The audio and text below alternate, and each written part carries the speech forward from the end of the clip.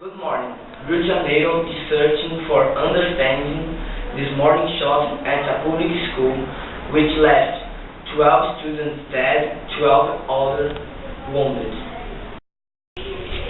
Diese Tage, die einen Lied in der Schule Tasso do Silveira, Schulen weiterführen, Schulen in Landkreis Realengo, Rio de Janeiro, woher Oliveira estudiante. オリベイラ氏は12歳から14歳の10人の女の子、2人の男の子を射殺しました。警察官マリス・アウベスさんは犯人に撃つとしましたが、犯人は無視し、警察官は犯人の中に銃を撃ち当てました。その後、犯人は自殺しました。Sérgio Cabral, Rio's government, called him an animal psychopath.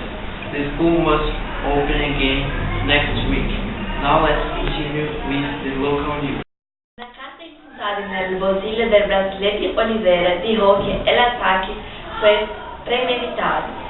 Tenía la intención de morir, pero dejó en claro los razones para el ataque. Now we are with a policeman of Brazil and he will explain what happened in school.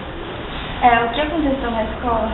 O psicopata Wellington Menezes de Oliveira, de 24 anos, entrou na instituição por volta das 8 horas da manhã. Ele disse uma história que não reconheceu. Ele estava lá para falar em uma sala e abriu fogo em duas classes do primeiro andar. Estava com 2 pistolas, uma munição em sua cintura. The police officer said that Mr. Oliveira, 24 years old, entered in school around 8 a.m.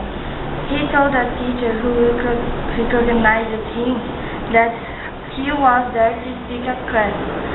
He opened fire wisely into first-door classmates. He had 2 pistols and ammunition belt strapped.